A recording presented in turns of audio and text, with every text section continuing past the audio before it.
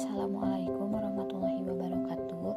Kami di sini dari kelompok 1 yang beranggotakan Anissa Siti Solihah dengan NPM 1950241, Risa Sulistiawati dengan NPM 1950251, Kori Iriwati Handayani dengan NPM 1950261, dan Farah Kusumaningrum dengan NPM 1950271. Di sini kami akan mempresentasikan tentang model pembelajaran kontekstual. Yang pertama ada definisi pembelajaran kontekstual. Yang kedua, karakteristik dan tujuan pembelajaran kontekstual. Yang ketiga, kelebihan dan kekurangan pembelajaran kontekstual. Yang keempat, langkah-langkah pembelajaran kontekstual. Yang kelima, contoh penerapan pembelajaran kontekstual.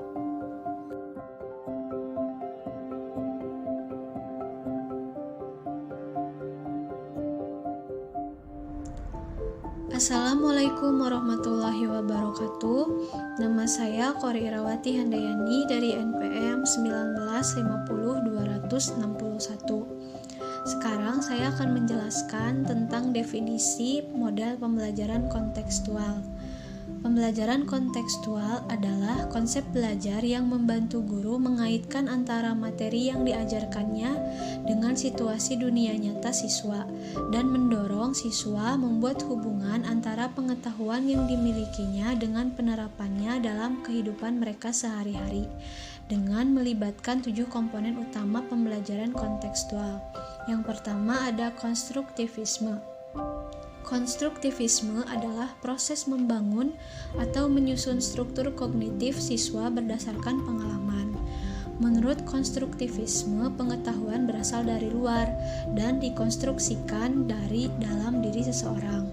Oleh sebab itu, pengetahuan terbentuk dari 2 faktor penting. Yang pertama ada objek yang diamati dan yang kedua kemampuan untuk menginterpretasi objek tersebut. Yang kedua ada bertanya. Bertanya dipandang sebagai rasa keingintahuan setiap individu dan membangkitkan motivasi belajar siswa. Yang ketiga ada inquiry.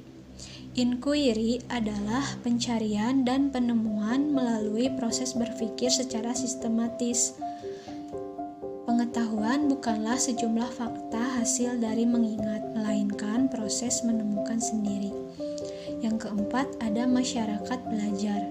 Melalui penerapan pembelajaran secara kelompok yang anggotanya bersifat heterogen, membantu siswa untuk membelajarkan, bertukar informasi, dan bertukar pengalaman. Kerjasama saling memberi dan menerima sangat dibutuhkan untuk memecahkan suatu permasalahan. Yang kelima, ada pemodelan. Memperagakan sesuatu sebagai contoh yang dapat ditiru oleh setiap siswa. Yang keenam ada refleksi, pengendapan pengalaman yang telah dipelajari dengan mengurutkan kembali kejadian-kejadian pembelajaran yang telah dilalui siswa. Melalui proses refleksi, pengalaman belajar itu dimasukkan dalam struktur kognitif siswa yang pada akhirnya akan menjadi bagian dari pengetahuannya. Yang terakhir ada penilaian autentik. Pengumpulan informasi tentang perkembangan belajar yang dilalui siswa. Penilaian ini diperlukan untuk mengetahui apakah siswa benar-benar belajar atau tidak dan dilakukan secara terus-menerus selama kegiatan pembelajaran berlangsung.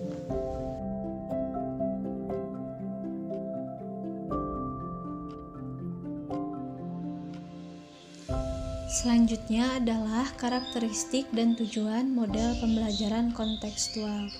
Pembelajaran yang dilaksanakan dengan menggunakan metode kontekstual memiliki karakteristik sebagai berikut.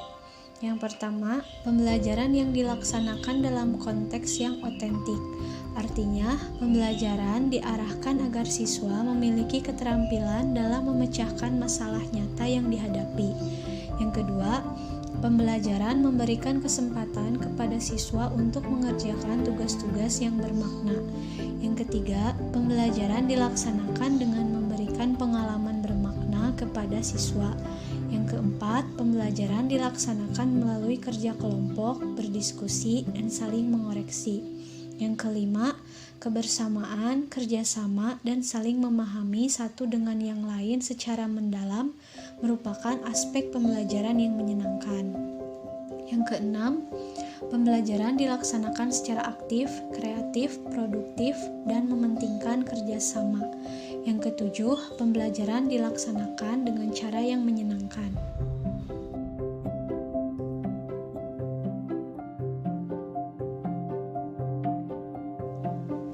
Adapun ciri-ciri pembelajaran kontekstual menurut Yatimrianto.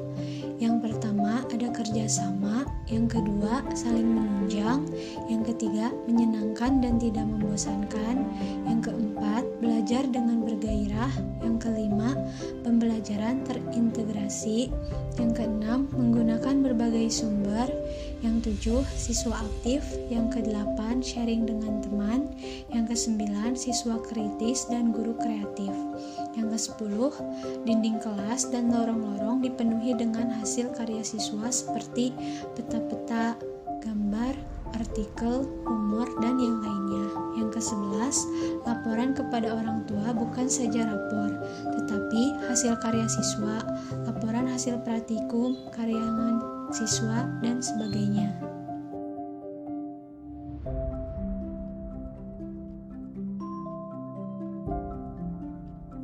Halo semuanya, kenalin, saya Anisya Siti Soleha, NPM 1950241 dari kelas 19B. Di sini saya akan menjelaskan tentang tujuan pembelajaran kontekstual. Ada beberapa tujuan pembelajaran kontekstual yang seharusnya bisa tercapai jika dalam pengaplikasiannya dilakukan dengan tepat. Yang pertama, menghadirkan problematika dan permasalahan dunia nyata kepada siswa. Yang kedua, menghadirkan kehidupan nyata di dalam kelas. Yang ketiga, membuat siswa lebih termotivasi dalam belajar. Yang keempat, tidak hanya siswa, guru juga akan menemukan hal baru. Yang kelima, sharing ide dan opini akan terjadi terkait fakta bahwa setiap individu memiliki latar belakang yang berbeda. Yang keenam, tercapainya keinginan untuk mengaitkan teori dan praktik. Dan yang terakhir, siswa benar-benar menyadari pentingnya materi yang mereka pelajari. Dari tujuan pembelajaran tersebut, bahwa dengan melakukan pembelajaran kontekstual ini, membuat siswa ikut turun atau aktif di dalam kelas, karena adanya interaksi antara guru dan siswa dalam membahas atau mendiskusikan fenomena yang terjadi di kehidupan nyata.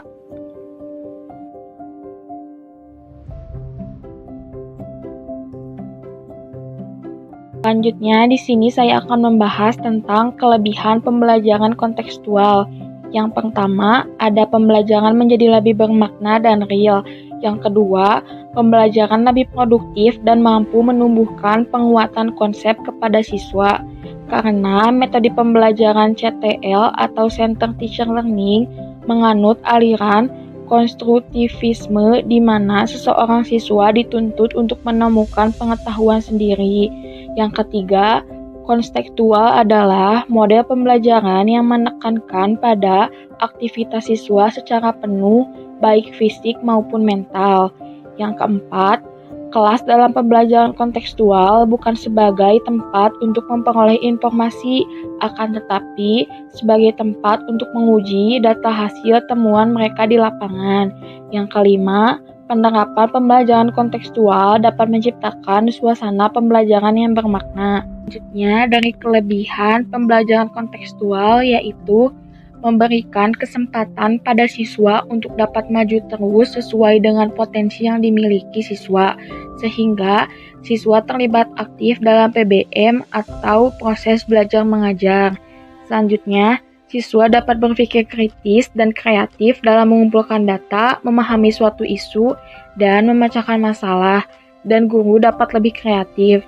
Menyadarkan siswa tentang apa yang mereka pelajari, pemilihan informasi berdasarkan kebutuhan siswa tidak ditentukan oleh guru, pembelajaran lebih menyenangkan dan tidak membosankan, membantu siswa bekerja dengan efektif dalam kelompok, dan yang terakhir, terbentuk sikap kerjasama yang baik antar individu maupun kelompok.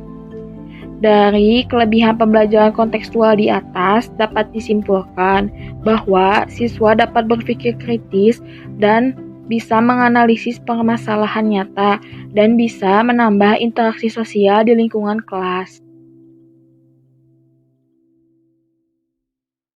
Saya Risa Sulistiawati, NPM 1950251. Selanjutnya saya akan membahas kelemahan pembelajaran kontekstual. Yang pertama, diperlukan waktu yang cukup lama saat proses pembelajaran kontekstual berlangsung. Yang kedua, jika guru tidak dapat mengendalikan kelas, maka dapat menciptakan situasi kelas yang kurang kondusif. Yang ketiga, guru lebih intensif dalam membimbing karena dalam metode pembelajaran ini, guru tidak lagi berperan sebagai pusat informasi. Yang keempat, dalam pemilihan informasi atau materi di kelas didasarkan pada kebutuhan siswa. Yang kelima, tidak efisien karena membutuhkan waktu yang agak lama dalam PBM. Yang keenam, dalam proses pembelajaran dengan metode ini akan nampak jelas antara siswa yang memiliki kemampuan tinggi dan siswa yang memiliki kemampuan kurang, yang kemudian menimbulkan rasa tidak percaya diri bagi siswa yang kurang kemampuannya. Selanjutnya, bagi siswa yang tertinggal dalam proses pembelajaran dengan CTL ini akan terus tertinggal dan sulit untuk mengejar ketertinggalan. Kemudian berikutnya, tidak setiap siswa dapat dengan mudah menyesuaikan diri dan mengembangkan kemampuan yang dimiliki dengan menggunakan model CTL ini. Kemampuan setiap siswa berbeda-beda dan siswa yang memiliki kemampuan intelektual tinggi namun sulit untuk mengapresiasikannya dalam bentuk lisan akan mengalami kesulitan sebab dalam pembelajaran ini lebih mengembangkan keterampilan dan kemampuan soft skill daripada kemampuan intelektualnya. Yang selanjutnya, pengetahuan yang didapat oleh setiap siswa akan berbeda-beda dan tidak merata. Kemudian, peran guru tidak nampak terlalu penting lagi karena dalam pembelajaran ini, peran guru hanya sebagai pengarah dan pembimbing karena lebih menuntut siswa untuk aktif dan berusaha sendiri mencari informasi, mengamati fakta, dan menemukan pengetahuan baru di lapangan.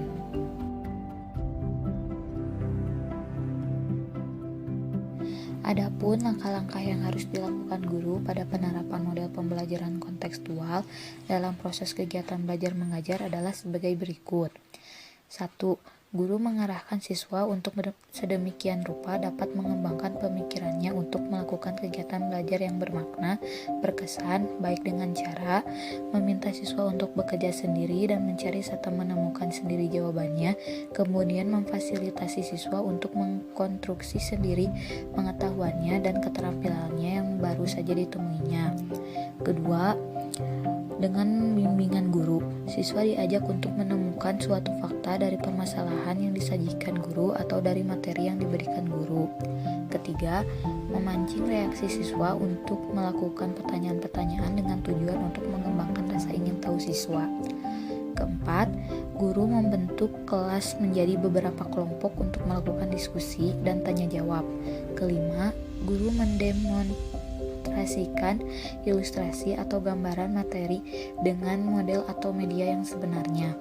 Yang keenam, guru bersama siswa melakukan refleksi atau kegiatan yang telah dilakukan. Ketujuh, guru melakukan evaluasi, yaitu menilai kemampuan siswa yang sebenarnya.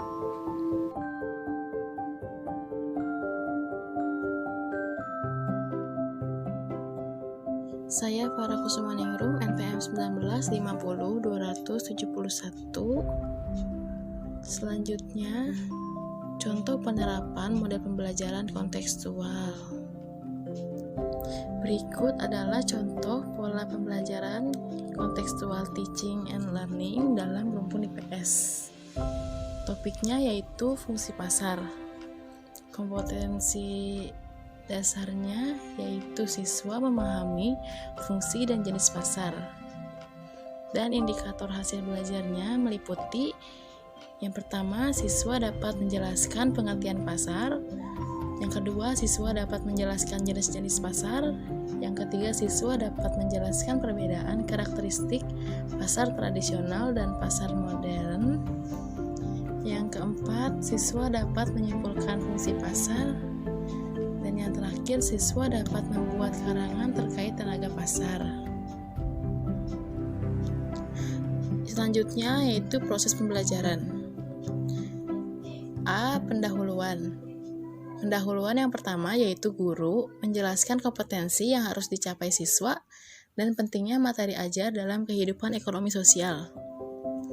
Pendahuluan kedua, guru menjelaskan prosedur pembelajaran CTL, yaitu 1. Siswa dibagi ke dalam beberapa kelompok sesuai dengan jumlah.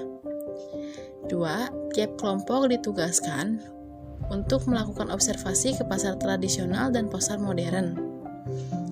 3. Melalui instrumen observasi atau angket, siswa diminta mencatat mengenai berbagai hal yang ditemukan di pasar. Dan pendahuluan yang terakhir, yaitu guru melakukan tanya jawab sekitar tugas yang harus dikerjakan oleh siswa.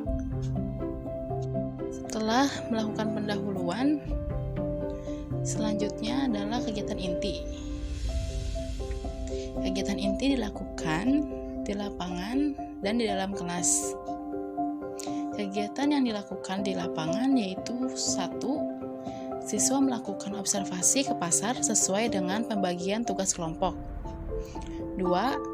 Siswa mencatat hal-hal yang mereka temukan di pasar sesuai alat observasi atau angket yang telah mereka susun sebelumnya. Sedangkan kegiatan yang dilakukan di dalam kelas yaitu 1. Siswa mendiskusikan hasil temuan mereka sesuai dengan kelompoknya masing-masing. 2. Siswa melaporkan hasil diskusi. Dan 3. Setiap kelompok saling menjawab terhadap pertanyaan yang diajukan oleh kelompok lainnya. Yang terakhir, setelah kegiatan inti yaitu penutup. Yang pertama, dipimpin oleh guru. Siswa menyimpulkan hasil observasi dan diskusi tentang fungsi dan jenis pasar sesuai dengan indikator belajar yang dicapai. Yang kedua, guru menugaskan siswa untuk membuat karangan tentang pengalaman belajar mereka dengan tim pasar.